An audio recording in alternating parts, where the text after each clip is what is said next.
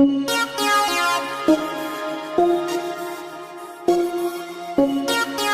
everyone, welcome back to my YouTube page, and today we've got a special guest, a really good friend of mine.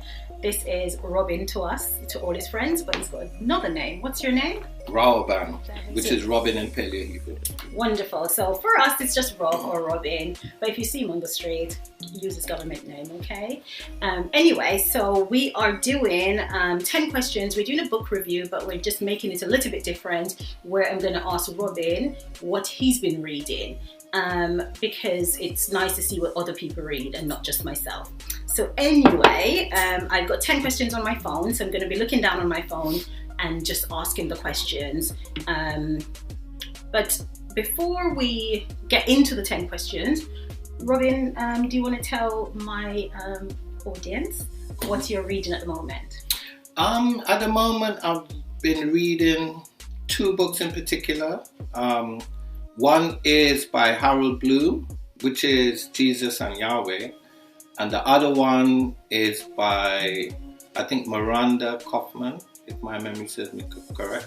We can have a look. Yeah. We've got them on the side here, by the way. Yeah, so we can have a look. So this one says Jesus and Yahweh, Harold Bloom. Mm-hmm. And we'll just leave that one there. Mm-hmm. And this one is Miranda Kaufman, yeah. And Black Tudors. Yeah. So that's what Robin's been reading. So we're just going to ask him about those books, and we'll just get into it. So first question, Rob, what is the significance? Which book do you want to talk about? Do you want to talk about both, or you'd like to just discuss one book in? I'd like to just discuss one. Which is your favorite at the moment then? At the moment, I would say Jesus and Yahweh. Jesus and Yahweh. So let's talk about Jesus and Yahweh. So for those who don't know these books, I don't know them either, actually. So this is the one, Black Tudors by Miranda. So that's the one. We're not going to talk about this one today. We're going to talk about the other one. So I'm going to put this one to the side, and we are going to talk about this one, Jesus and Yahweh, because that's his favorite read at the moment. So, okay. This is a really interesting title, actually, Jesus and Yahweh. From my knowledge, Jesus is the Son and Yahweh is the God. Is the Father of the Son. Is that right? It's right, yeah. Is that the significance of the title? Or there's another significance? Well, I think there's another significance that I was unaware of when I got the book. So basically, I think it's based on a play, or it's based on a book that somebody else wrote, and he used that as the title. So he makes reference to it in the book. Okay. So that's the significance, I believe. It says Jesus and Yahweh, but if you look at the book at the bottom, it says the name's divine, actually. Does that have something, is that part of the title as well? Well, yes, because the name Jesus and the name Yahweh are held up as the divine names of the deity that most Christians call God. Okay, so did you think the Jesus and Yahweh, the name's divine, is a fitting title for the book then, based on what's written in the book? No. No? Well, no, why not? I understand why Harold Bloom used the title, but I don't think it is, because it's somewhat misleading. The title of the book? The divine names, because I think it's if you look at the back of the book, you realize that it's actually a character analysis. Okay. Should I read the back? Because I always read the back on this channel. Yeah, so I will read the back for the audience. It's not in there, it says a brilliant, provocative character study of Jesus and Yahweh. Yeah. So it says here, brilliant and provocative character study of Jesus and Yahweh that will challenge the way we understand our cultural heritage. Now, that stands out to me, because when it says "or cultural heritage," does that mean everybody on the planet, or just a certain people on the planet? To be quite honest, I don't know if I can be frank. Can I be frank? Please be frank. Right. So, what it's referring to is for Jewish, by Jewish, and of Jewish. Okay, I understand. So it's referring to Jewish people. Because the name Yahweh is a Jewish title, no? No? The name Yahweh is never used by Jewish people, because they see the name as divine. So they say Hashem. Okay. So it's more certain Christian denominations would use it Yahweh. Yeah.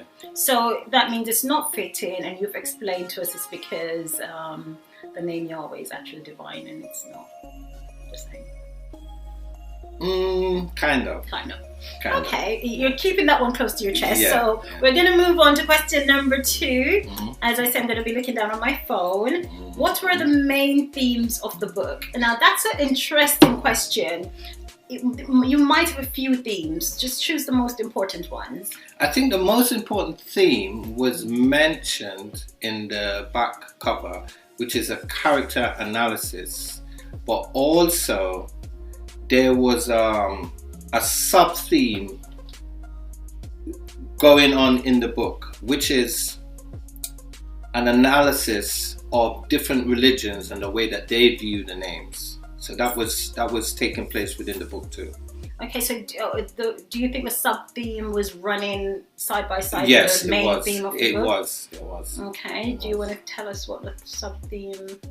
I think I just did it. Yeah, but what's the main theme? Because you only mentioned one, so I thought that was the main theme. No. So the main theme is an analysis of Jesus and all that entails, and Yahweh and all that entails, and their relationship as viewed by different religious denominations. So he mentions Islam, the way they view it. He mentions Christians. He mentions Jewish people. The author is Jewish too, and he also mentions atheists or Gnostics. Okay, what are Gnostics? I'm not too sure, but I think a Gnostic is not a religious person. They're more interested in knowledge and. Would it be like spirituality and not religion? Maybe, yeah. Okay. But there's interconnected themes. Yeah. Okay, so in terms of how the themes were brought to life, were they done in the form of a story, or was it more like a historical? It's really unique the way that the author brought them to life, because what the author did, and that's how I know that this particular book is for Jewish people, by Jewish people, and of Jewish people. Because what he did, he used different authors and books that they wrote, and then he juxtaposed them with other authors and books that they wrote, all of whom, it just so happened, were Jewish. Okay. So if a reader was reading this book and they weren't familiar with these different books, it's good in one sense, because now they have books that they can reference and gain a broader understanding. But in the other sense, they wouldn't have a clue as to what he was mentioning. Okay, but in terms of the references he was using, am I wrong in thinking Jesus was a Jewish person anyway? You are wrong, because Jesus was not Jewish. Well, that's part of the counter argument he's making too. I see. So he explains Jewish like as a human, as a man. Sorry, he explains Jesus as a human being, as a man, as a historical figure. Then he juxtaposes that with the deified or the idolized Jesus, which in particular he mentions America. The American form of Christianity has created a kind of subculture or sub-form of Jesus worship. And then he juxtaposes that with the Jewish interpretation. I see. Yeah. So that's really the sub-theme of the book. Yeah. I see. Okay, let's go on to question 3. What do you think the author's goal was in writing this book? Of course, that's subjective to yourself. So the author might not agree with this. If we are going to say anything that might offend the author, we are sorry. But this is just his analogy of what he thinks it might page be. 8 in the intro, he actually... let's see if I find it. So page 8 of intro, he mentions what his intention actually is. Oh, nice. So I'll read it out. This is page 8 of Harold Bloom's introduction, and he mentions that my sole purpose is to suggest that Jesus Christ and Yahweh are three totally incompatible personages, and to explain just how and why this is so. Okay. So, yeah. Of course, everybody's understanding of things are subjective to themselves and to their readings and their background, of course, and their religious background. So that's a narrative that he's pushing in his book. Okay. I find that quite intense. So did I. And I don't think it's something that we can actually get into because, or else we'll be going on for days, I think. I agree. But we'll allow him to have his own understanding. Absolutely. Of things because that's why we read, right? Absolutely. We can't agree with everything we read. No. So what ideas were they trying to illustrate? So based on him saying Jesus Christ, Jesus and Yahweh, three different entities not attached to each other in any way, did he highlight his reason for saying that? He did, but like I said earlier, he used references which if the reader wasn't well acquainted with it, it would go over their head. But apparently there's a genre of books which deal with various aspects of this issue, and he was touching on these books. So he was mentioning books, mentioning authors, saying, I agree with the author's view in this book when he said da-da-da-da-da. So I think to fully get the best out of this book, you would have to be well versed in this particular genre of... Okay. So it sounds like he's written it like a dissertation of sorts. Because in a dissertation, you will go forth and you'll say, I agree with such and such an author because of these reasons. So it's like he's writing a sort of dissertation on this subject, it sounds like. Well, I agree with you, right? And when I was reading the book, I was actually thinking that until I did a little periphery background study on the author. And I realized that the author is actually a very well accomplished professor. So I think that informed. The way he writes, isn't it? I understand that because it happens to me as well. I will even talk in that way where I'll say, this author says that, and this is why I believe it to be best practice. I guess if you're an academic, you're taught to think in such a way, and so therefore you speak in that way. So yes, I do understand that. Absolutely. And as an academic yourself, I'm sure you understand that. Let's move on to question number 4. What did you think of the writing style and content? So the writing style, the content and the structure of the book, which is quite important when you're reading a book because that's what grips you and holds you, and if the writing style isn't to your liking, you'll soon find yourself to be bored and put the book down. So give me your thought on this book. Absolutely. Well, I will agree with what you just said, and where this book is concerned, the writing style was impeccable. The way that he linked the character to other characters, his use of language, his use of words was very good. And the book gripped me, but it gripped me in a sort of contradictory way. Because what it is, most of what he said, I disagreed with, but he said it so well, he forced me to continue to read. So that would be a compliment to the author. I really think it is. And I'm of the thought that for myself, for me to really enjoy anything, it must be contradicting everything I believe in because I want to see something new and learn something new. So if you're telling me what I know already, I'm just going to put your book down. But if you're telling me things I've never heard of, you're opening my eyes to new things. So kudos to Harold Bloom, I think, right? He's done well. I'll have to agree on that one too. Yeah. Let's move on to number 5. What did you like most about the book?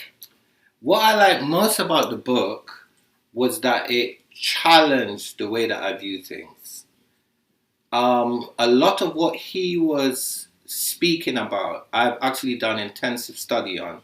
And some of the words or the names that he used, I've actually studied the Paleo-Hebrew, which is the original Hebrew. So I'm well versed in it. So it was piquing my interest because it's something that I've been studying and it's something that I'm well versed in. So yeah, it piqued my interest. That's quite interesting that you're studying Paleo Hebrew. Mm-hmm. Is it a lost language, or it is a lost people language? speak it still? It's being spoken. It actually is spoken because the indigenous Americans or the indigenous Aborigines, that's actually what they're speaking. Oh. But as a language, it's kind of died out, but it's being resurfaced again. Mm-hmm.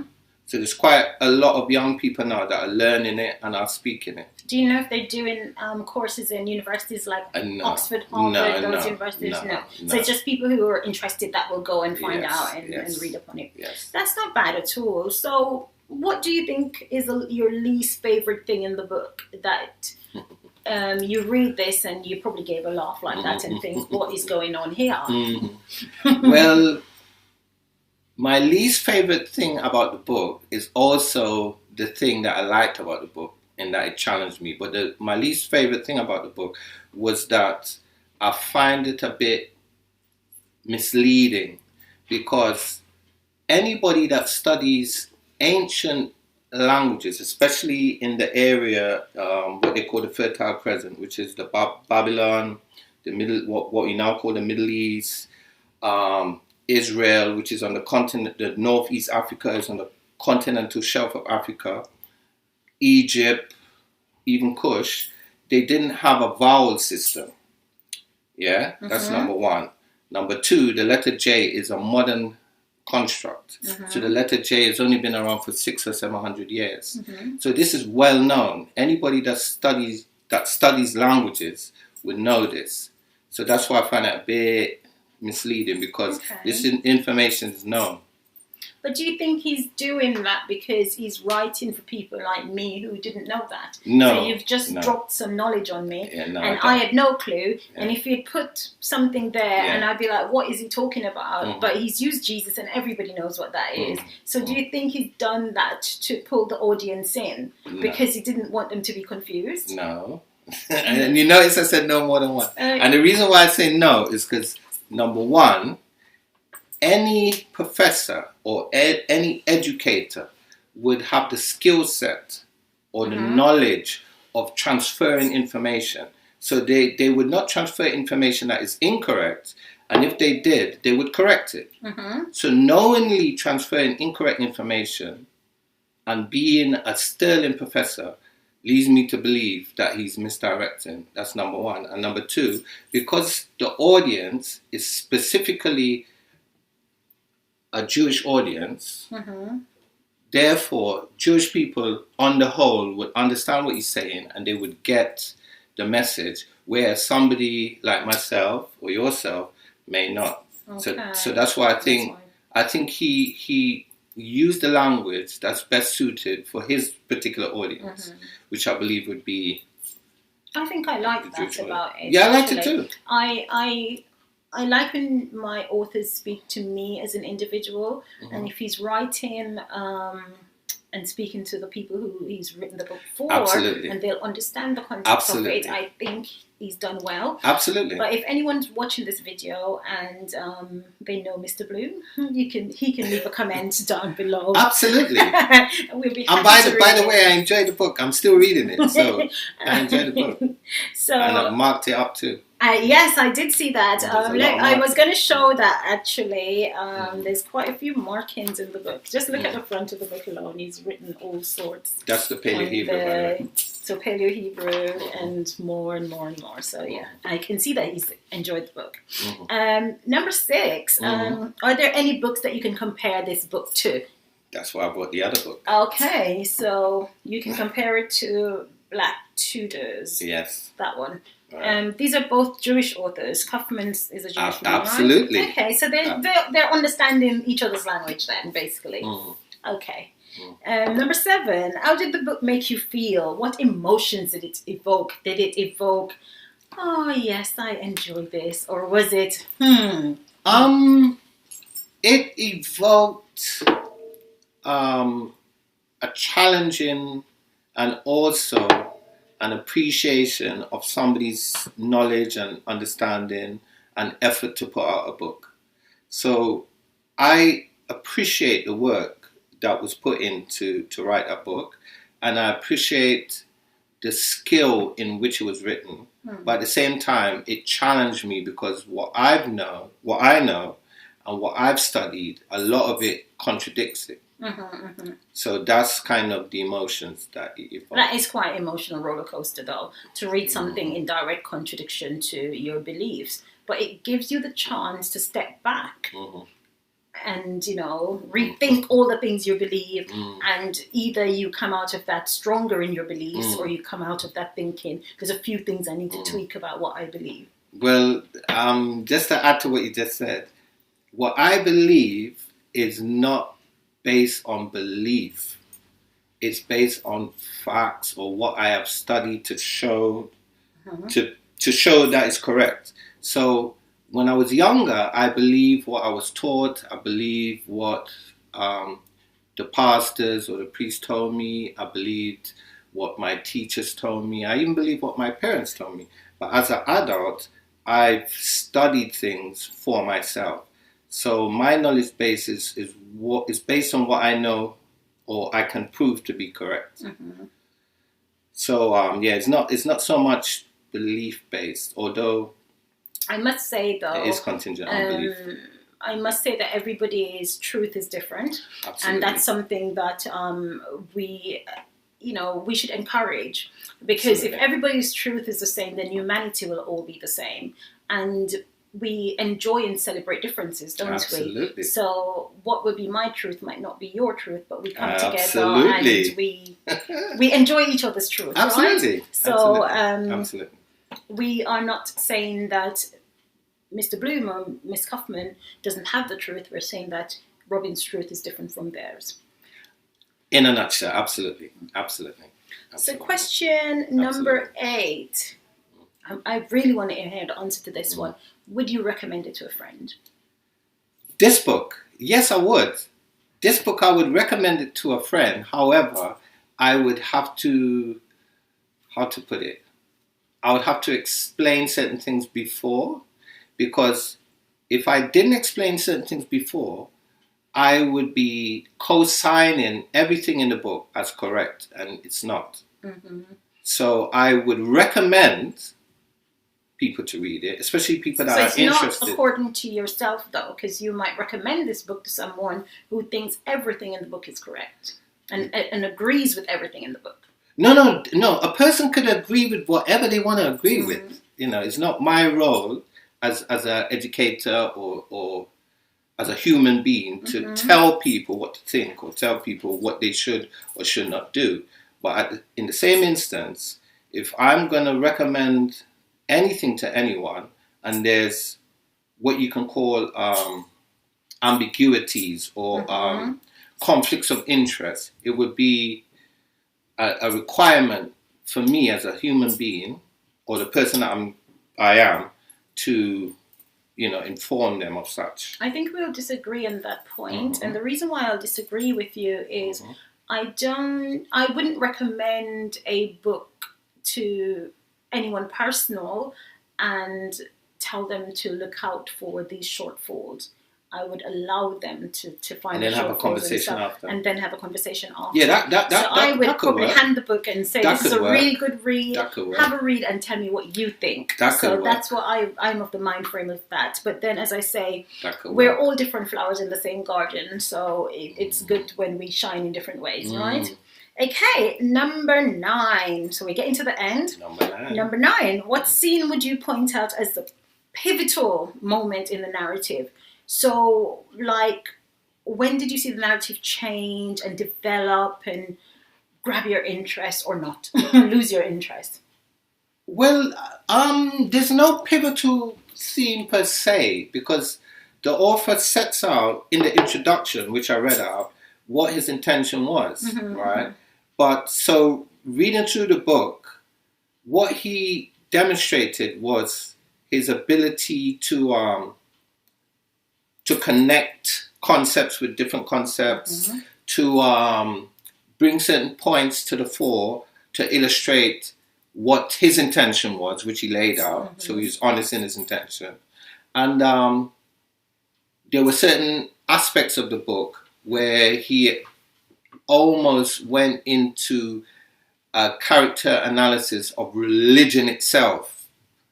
Hence, I think it's written like a dissertation. Yeah. Because the way you are describing it, you're describing it how, when you're doing research, you set out your research question, you explain why you're going to do this research, you're explaining what you might gain from this research or what you're hoping to gain from the research, but at the end of it, you might not agree or you agree or you whatever. may not have even arrived at your destination. Yeah. So I really think, and as you say, he's a sterling professor, so I think he probably reads a lot of dissertations, right? He probably reads a lot of dissertations, and I think the way he set out everything, it sounds like a dissertation. And by the way, can I just add, he's a well-published author too, so I've heard his name. Yeah, but he's got more than 20 books, or could be even 40 books. Or seen the name, maybe more than heard it. Okay, so final question. What, if any, questions do you still have regarding this book? What question is left unanswered? I can't answer it in that format because for me, because I have been doing a lot of study around this particular subject, it's not more so what questions haven't been answered. It's more like, why did he ask the question? Or why did he ask the question in that way? So it's not so much, it's like what we were saying earlier. It's not that you set out a dissertation and you arrive at a conclusion. It's more like enjoying the journey for me. Did you enjoy the journey? Yeah. I didn't agree with all of the journey or most of it, but I enjoyed it. It's all right. It's like watching a film and you're not on the side of the good guy. You're like, root for the bad guy. Well, I'm usually not in favor of the good guy anyway. So, okay, now to wrap up this, I want you to read a favorite bit of the book. Maybe 2 or 3 lines. Okay, so I think so that would be page 130. Page 130. Now, before you read it, why did you choose that? I don't know. Why does what about it that gripped you? So when I'm doing my reviews, and if I'm reading a book to review, and I come across something that makes me laugh, something that stands out just in the way they say it, what is it that made you think this is what I would read? Let me find it first, and then I'll tell you. Because there's definitely a reason why I chose that. But when I find it, I'll tell you. So let me see, 28, 29, right, 130. Oh, okay. So the reason I have it written now. Oh, great. Because, so the reason why I'm going to quote this, and I noted it down, is because, in my opinion, in my biased opinion, it's the truest statement that he made in the book. Oh, okay. Right. So from my perspective, so I'm not saying that it is, I'm just saying from my perspective. So I'm going to read it now. He came not to abolish, but to fulfill the law. So the reason why that is my favorite quote is because it's also one of my favorite quotes from the Bible, because most people believe that the laws are done away with. But this quote actually validates the fact that it's not. So that's why. So that's what piques your interest, because it's a Bible verse. And who said that's in the Bible, by the way? Jesus did. Okay. Jesus or Jesus Christ, Yahweh. He's made a distinction. His name is Yahweh, but it would be, according to common knowledge, it would be Jesus. Okay. That, Okay, wonderful. So, I thought that was quite interesting. Now, before we wrap up, what I'd like you to do I'd like you to sell me this book. Sell me this book. You? Yes. So I've come to your bookshop and I've said to you, I'm looking for something different to read, and you're recommending this book. How would you recommend it to me? I think I'd recommend it to you. If I was going to recommend it, I would recommend it to you as a book that is well written, that is well referenced, that challenges the way that you would view religions per se. And whether you agree with it or not, you will read it. Okay. So that's how I would sell it to you. I think that's a really good selling point. So it's challenging and well written. So if you haven't read it, have a read of Harold Bloom's book, Jesus and Yahweh. I'm surely going to read it. I think when you're finished with it, Rod, you could pass it on. I'll have a read. And if I read it anytime soon, I will also do a review on it. If you're interested, let me know. Just drop something down below. Thank you so much for listening to us rant away. We are happy to share our knowledge anytime. That's right. So please like, share, and subscribe. And thank you so much.